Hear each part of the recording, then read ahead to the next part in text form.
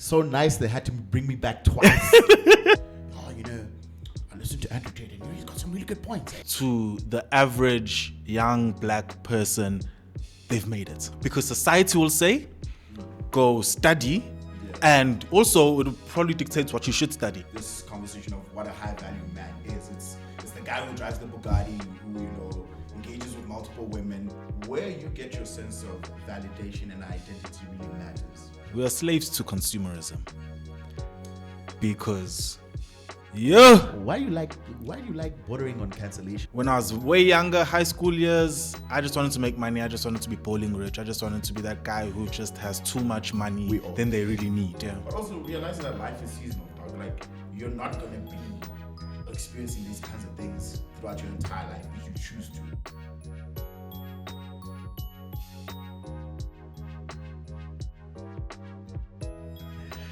Mike Miti. So nice they had to bring me back twice. Huh? I was hoping you wouldn't say it. But I knew you'd say it. Nah.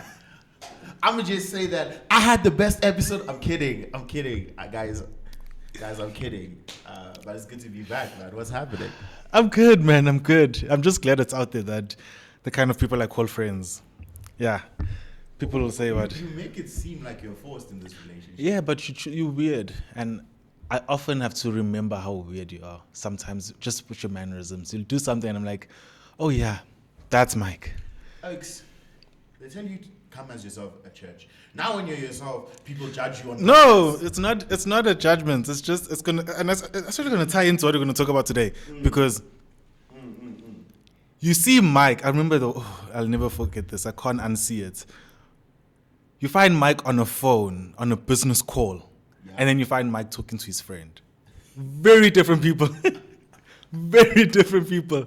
Like there's professional Mike, and then there's banana Mike. Okay. And my friendship is saturated by banana Mike. Can we please respect me? These people don't know me. Now irksing me like, hey, you the banana guy, aren't you? No, I'm not. No, I'm not. So how are you doing, Mike? I'm good. I'm good. Lots changed. Lots still the same since last time I was on here. Yeah. I got a new pair of glasses. Just a new sense of blindness. Jokes, man. But yeah, man, I'm good, man. How you doing?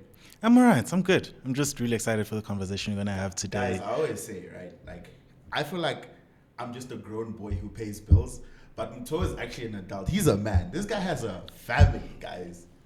You don't understand. This guy has a wife and a child. I'm just here, ensuring the debit orders go through. That's my job. I don't know if it's an official saying, but you find they'll say things along the lines of like, men are always just boys or they're childish. Yeah. And I don't care. As much as the responsibilities add on and stuff, I'm still a child. Like I find myself, there's so many moments where I'm just like, I'm such a child.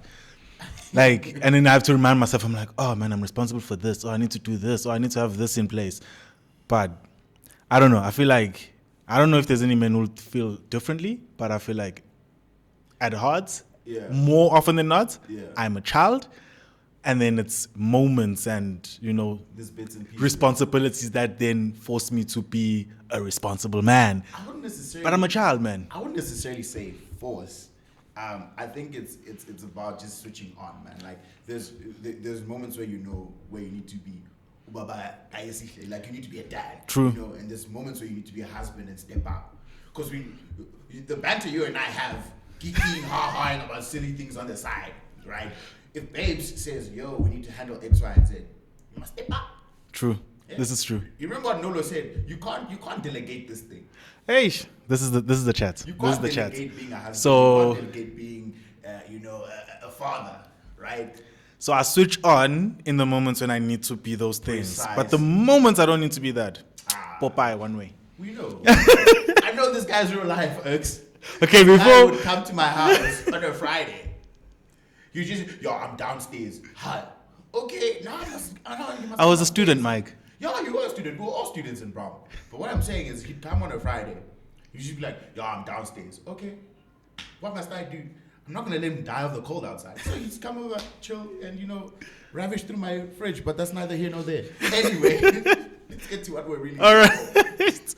To what we're going to speak on today. High performance, high value men. Bro. I think, like as I said, I was saying earlier, it's going to tie into what we're going to talk about today. Yeah. And that whole thing, switching on, switching off.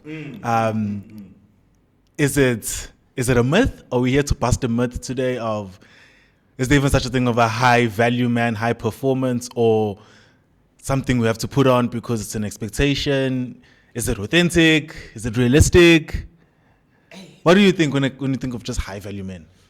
Well, first and foremost, when it comes to the conversation of high value men, the first person that comes to mind is Andrew Tate. I'm not gonna lie to you. No. Let's get that out the way, because that's what the rhetoric was, right? Online, on Twitter, on social media, with regards to this conversation of what a high value man is. It's the guy who drives the Bugatti, who engages with multiple women, who just has money, right? Defined by True. that. I wouldn't necessarily say we're here to debunk it, but I think we can definitely have a conversation and help figure out what is a high value man to you, because at the end of the day, it's all about value systems, right? Yeah. What are the things that matter to you? I think that's a good place to start, right? And what do you place, importance on? That then speaks to the concept of a high value man. Societally, it's And I think that's the built or not. And that's the interesting part. Maybe even starting there around society and the expectations or even the illusions of high value men. Society will say a high value man, he has a secure job. If he's not in the, corporate work environments, maybe he's a business person.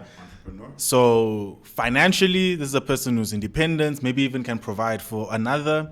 It's a person who maybe has some sort of property or assets, like you have a car, you have a house, you can do that. Tangible things, exactly. This is what the society would automatically default to in terms of a high value man, high valued individual. And I like what you said. Maybe it's probably something that's to each individual, what they value. Yeah. Because then one person will come and say, hey, I value my family and being at home. Precisely. Am I not a high valued man? I think ultimately, man, it at least in my opinion, it's based on your value systems, right? What really matters to you, but also where you find your sense of belonging and your sense of acceptance, right? If you're in a family that is very big on money, or you're in an environment that's big on that, then that might be your your default go-to or your value system. Yeah. But it's not necessarily the case all the time, right? So for me, it's all about who you decide to surround yourself with, number one, right? With family, it is what it is. It is what it is. If you guys like money, it is what it is. I can't hate you for that. But also, I think it's a matter of you also going on the journey as a man, figuring out what really matters to you, and doing the things necessary to achieve those, to live by those certain values, right? Yeah. Like if you're a family man, right? I always give you as an example because you're one of the few people I know who's an actual family man, right? Things if I try to call you at 9 p.m. Our friend, unless it's an emergency, then I'm calling you thrice. But on a random Tuesday, just to yo, did you see the Madrid game, my boy? No, I'm not doing that. Our friend Rabbi called me last week. For what? I don't know. I woke up in the morning, I saw 2 missed calls. I'm like, hey, I call him back. First thing he says is I could be dying, my boy, and I wouldn't get it. Rabbi mustn't talk. Because Rabbi doesn't answer my calls. He learned that from me. Because every time I try to reach out to him, I was in theater there. I had a patient. Okay, sharp, I get it. You're saving lives. What about mine, though? But yeah, to that point, right, those are the things that matter to you, right? You prioritize your family, right? It could be, you deciding to spend time with your friends. That's an important value for you. Right? Yeah. It doesn't always have to be these tangible things, but they can form part of it. I think for me, ultimately, it doesn't have to just be that. There's nothing wrong with having ambition. There's nothing wrong with going after what you want in life and achieving those great things, but they can't be the end all and be all for you, right? Otherwise, you end up falling into that particular trap, right? Now it's, I listened to Andrew Tate and he's got some really good points, and you're like, hey, chief, I don't know about that. Maybe it does, maybe it doesn't. Personally, I'm not about that life. But yeah, man, I think it's ultimately that, those two things, man. It's like who you're surrounded by, right, and your chosen value systems. Did you maybe, like, I'm just thinking of, like you're saying earlier, while putting that anecdote, which we might cut out of Okay. me being downstairs and student days, but like I'm thinking of Yeah. just how much we've grown, the seasons and how they've changed and stuff. Yo, bro, I've known you Did for a minute, eh? Hey, it's been a while. Yeah, yeah, It's yeah. been like I was referencing my best friend, and I had to count. I'm like, damn, it's been 14 years and counting. So that's interesting. But to what I was saying is, we've gone through so many seasons, transition, different jobs, different workspaces, growth, all that kind of stuff, and I'm just thinking for myself. This is where the question's coming from. I'm thinking of myself, and I'm realizing how the shift and the growth I've had in my viewpoints and maybe what I gravitate towards, what I value and don't value. When I was way younger, high school years, I just wanted to make money. I just wanted to be bowling rich. I just wanted to be that guy who just has too much money We all than they really need, We right? all do, and sometimes secretly we still do. Secretly you still do, Yeah, like, yeah. and then I grow up and now I'm realizing, oh, okay, there's something called purpose. There's something, okay, there's these things as well. And you go into that to now what you were saying to your point of like me being a family man. That again is just something like I had discovered along the journey in growing and in seeing what I really truly value. Yeah. The question then is, has society, to what degree has society shaped what you determine to be value?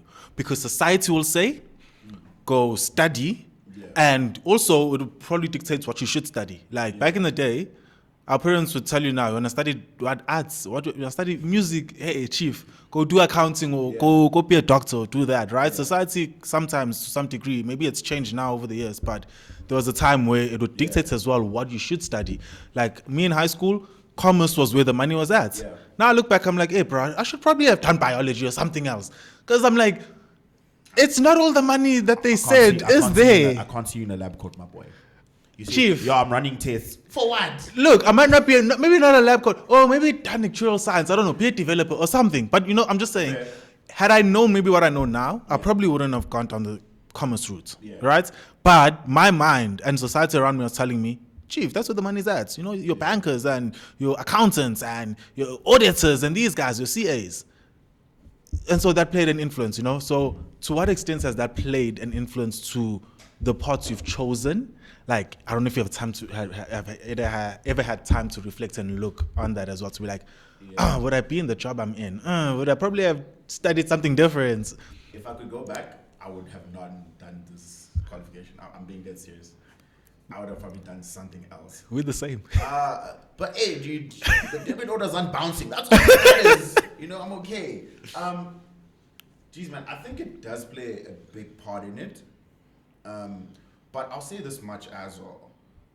Where you get your sense of validation and identity really matters, right? Especially as a young man, because for a lot of us, especially growing up in the hood, bro, like we'll see that dude in the kusheshe with the girl, you know, and the, you know, and he's got it. He's got the chain, he's got the watch, and you're like, oh, that's what I'm trying to do. Or you're like, what did you do?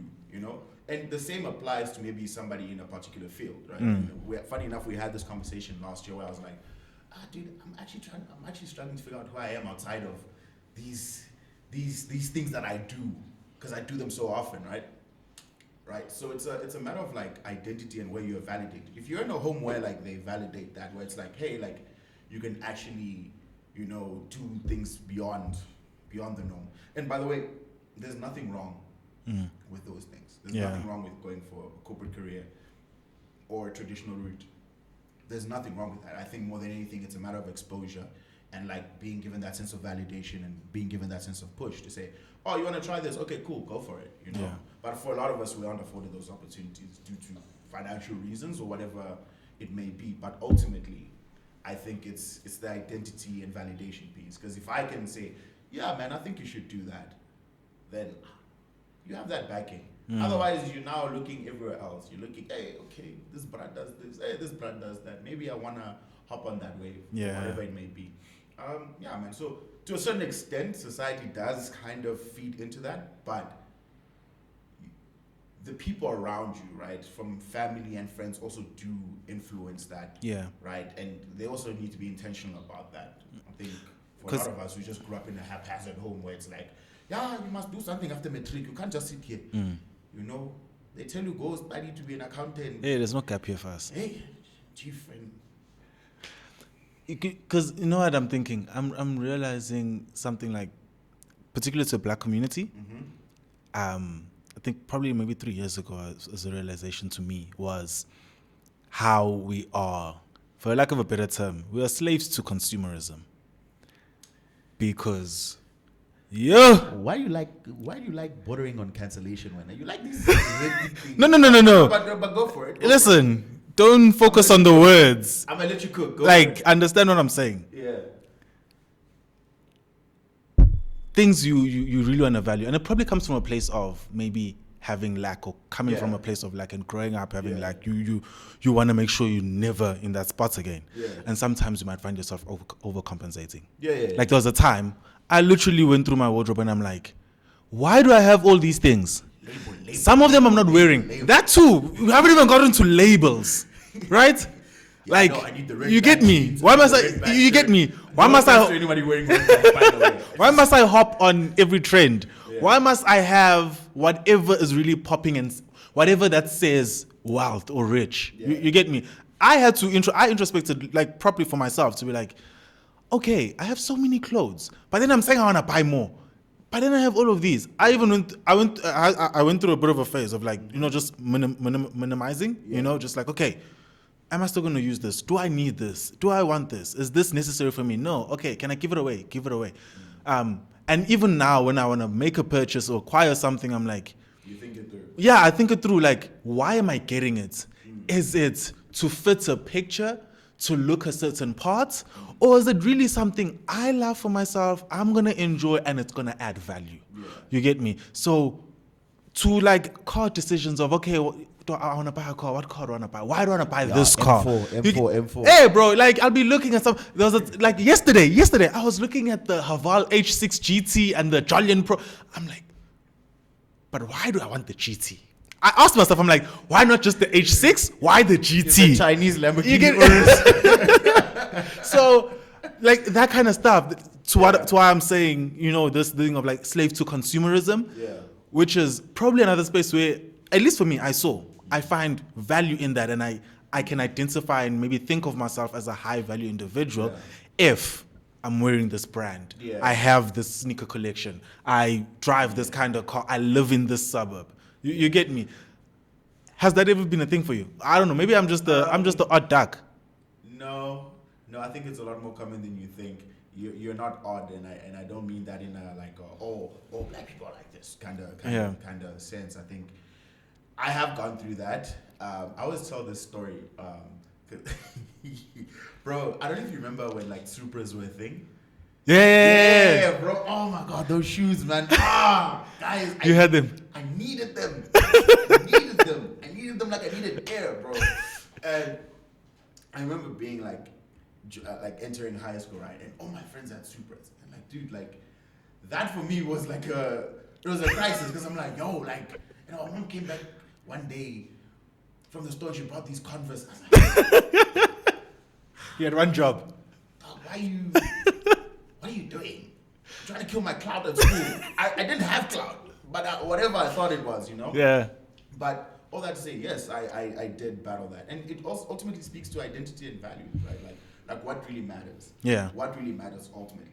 I think when you're in that phase of your life, you don't really think about it too hard because you're kind of just coasting by, you know, just get decent marks, don't fail, don't get kicked out of school or whatever, and have a decent group of friends. So you don't really think about value systems like that, right? I think you normally start seeing it like when you're in varsity, when you're out and you're seeing the real world and you're kind of applying, or at least I hope you do, applying the things that your parents have taught you. Yeah. Right? That's when you're now seeing like, oh, this is what a value system is like. And you also see it when you go to other people's houses. You know, like, when you go to other people's houses and they talk back to the mom, you're like, no, I could never do that. Yeah. Right? It's different value systems. Yeah. That's like a silly example, but all that to say is that you normally see that in effect during that phase of your life. And Yeah. I did go through that. I did go through that thing with the Supras, even in varsity when I'm fresh out and I'm seeing other kids are, coming to school with VWs, cars our parents drive, and you're like, yo, okay, this is tense. Me, I'm here 2 series every day. Dog, we walk together, to CBD, back, the whole enchilada. Yeah. But like, it's all those things, right? All these tangible things. But ultimately, you realize it's like, okay, but like, what kind of person am I? Yeah. Right? Currently, and what kind of person am I becoming? Yeah. Those are the things that really matter. Like when you actually sit down and think about it, like are you somebody you want to be friends with? Are you somebody that you would depend on? And if the answer is no, then maybe it's the time to relook at that value system of yours, or like the things that you hold in high regard. Yeah. Because getting these things isn't a problem. It's just that who you become in the process is what really matters. Yeah. I think more than anything, like how we say, as you think, so you shall become. Yeah. Right? If your focus is material, then you're going to experience material things, and it's not going to be of substance. It's just going to be style, optics. The smoke and mirrors, in my opinion. But yeah, man, I think it's that. I think it's that. So I did experience it, but I've had many moments where I've had to reflect on, like, okay, does this really matter? Like, does this actually matter in the grand scheme of things? 10 years down the line, nobody cares about Supras, dog. Bro, someone doesn't even know what that is. Bro, you look at a good wearing Supras today, you're like, why? So why never surprise when? Right? Yeah. Like, bro, like I go back to these flipping Supras. You had no idea. I went through an identity crisis, bro. Because I'm like, because I had a friend, dude. He had like 6 pairs, dog. He had like the all red one. Sure. I'm like, bro, what? But like, his parents are balling like that, and that's okay. It's cool. Yeah. I mean, I did get the Supras for anyone asking. Like, I did. And that Stevens day, you. I pulled up. Pants sagging with the suspenders hanging down here. Oh, this is from 2012, so forgive me. But like, anyway, I digress. Nah, I hear you. I digress. Look, I think probably what I want to pick your brain on is, or understand, and I'll probably even go first. Like, what the question basically being, how has it impacted you over time? Like, whatever society has put as an expectation of this should be high value, or maybe family has spoken it, or circumstances have spoken it. And I'm speaking up because I'm just reflecting on myself. So I'm seeing myself, and I'm just like, hey, am I alone in this? Where are you at with this? Because I remember from varsity, second year, I wanted to drop out because I'm like, I hate this thing. I don't want to do this. I don't want to be someone's bookkeeper. I don't want to be a CA. You get me? The pressure of being a dropout and going back to the hood. That pressure, but Joburg, you failed. There's that pressure. There's expectation. Family is rooting for me. Like, first one to go. You get me? I'm the firstborn. My mom, you would love to see this, and also the perfectionist within me of like, hey, if I want to finish where I start, Yeah. But you do that. You go to get a job. I remember the most depressing thing for me. There was the first day I was already working. I'd been working for a couple of maybe months, or even just a month. I was at Unilever, and Please sponsor the podcast. And it was the first day I was going to the office because it was very much hybrid. I got it at the time of COVID. It was 2021. Yeah, I remember. So we were pretty much remote. Yeah, just after Bounce. Listen, we were there, and so it was the first day I was going to the office. I'd been working from home for most of the time. They were just starting to bring back hybrid, because now restrictions were loosening and stuff. So first time going to the office is in Sandton. Catch a taxi, jump off there by, Catherine Street. I'm walking up towards the building. And I remember walking on the streets of Sandton. I'm looking at all these beautiful buildings. Discovery Building, that building is so beautiful. I'm seeing Sanlam. I'm seeing, you in Sandton City. I'm seeing Sandton CBD. You're seeing all of that. I'm just like, this is beautiful. And I thought to myself, I'm like, to the average young black person, they've made it. They've made it. You have a corporate job in a global company. Your office is in Sandton. Like, here I am. Yeah. But for me, I felt so empty. It was the most depressing thing because I'm like, to the average African child, they've made it. This is it. You're there. Now all you need to do is just play your cards right and climb the corporate ladder. For me, I was like, I don't want to be here.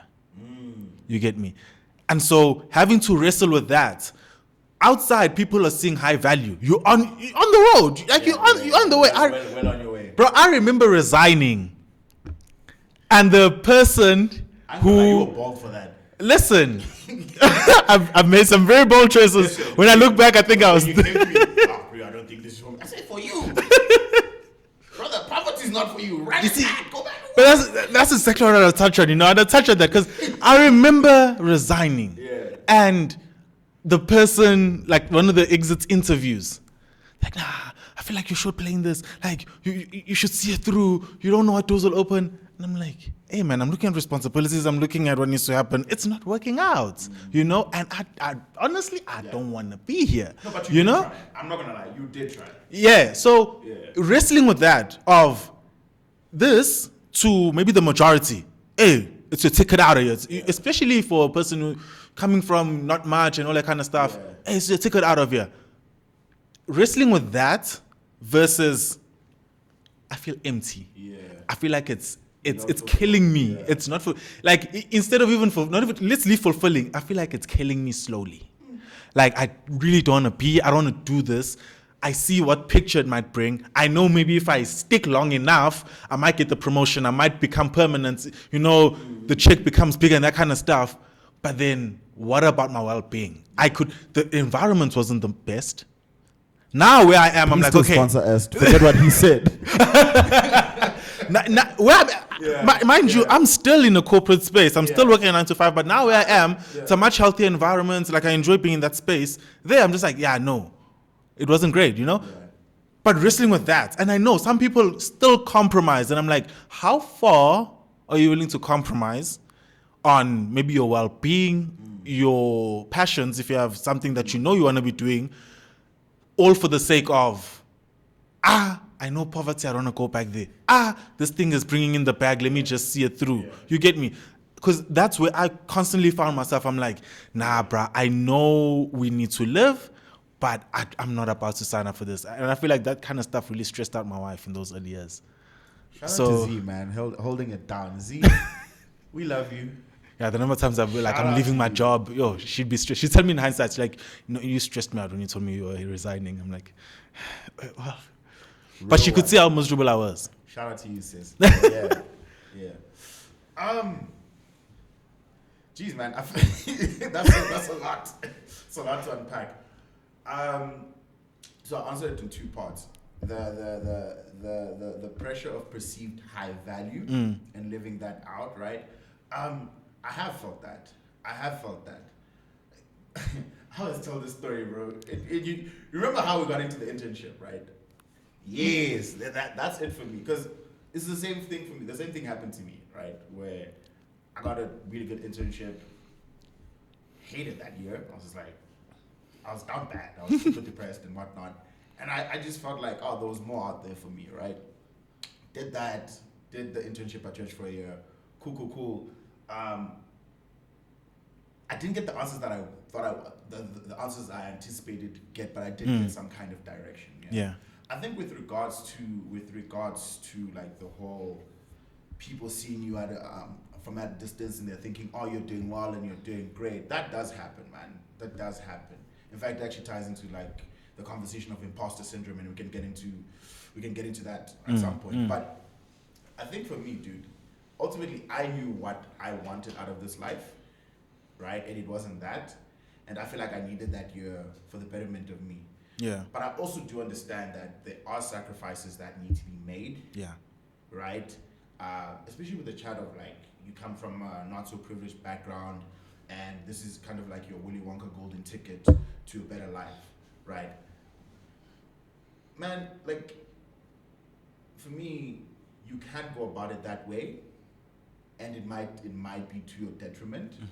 But there is some kind of merit that does come from it. Like maybe like you might put yourself in a better position later on. Yeah. But also realizing that life is seasonal, dog. Like you're not gonna be a experiencing these kinds of things throughout your entire life if you choose to. Maybe you suck it up for a season, do it and move on, right? For other people, it's no, I need to leave now. This is not where I need to be. It varies. Yeah. It honestly varies. It's really hard to say because I've seen life on both sides where it's like, oh my God, I hate this. I need to be in my purpose. God, open the right doors. Still waiting for them doors. But there's a lot of guidance, that's come with it. And I've also seen like the good side that comes with like, okay, cool, I got a steady job. I'm pushing. I'm doing 1, 2, 3. Guys, please get life insurance. By the way, like real chat. But like seeing the benefits of that, is it always as fulfilling? No. Yeah. But I think it speaks to the purpose or the purpose that I have intended right now. Yeah. Right? Because I still believe that there's more to be revealed to me by God. But where I'm at right now, all I know is that I need to take care of this thing for this particular season, and this is the thing that's funding it. And that's okay. Yeah. That's okay. I think a lot of us, we want God split the ocean and he said, you shall be an actuary, right? Or yeah, you were expecting pastor, weren't you? I'm just like, why is it? Gotcha. No, my mind is like, why must it split the ocean to say something? But okay. I don't know.